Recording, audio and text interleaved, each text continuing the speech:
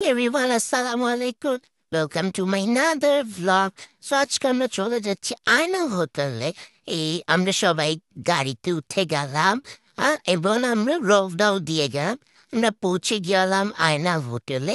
এই হোটেলটা অনেক বিখ্যাত ও আর অনেক ভিড় থাকে সকাল থেকে রাত পর্যন্ত। সো আমরা চলে গেলাম। এই হোটেলটি মূলত বিখ্যাত তার অসাধারণ গরম গরম গরুর মাংসের জন্য। সকাল থেকে রাত পর্যন্ত এখানে ভিড় লেগেই থাকে, কারণ হোটেল আয়নালের গরুর মাংসের স্বাদ একবার খেলে কেউ ভুলতেই পারে না। নরম ঝাল মশলায় ভরপুর সেই মাংস মুখে দিলেই গলে যায়।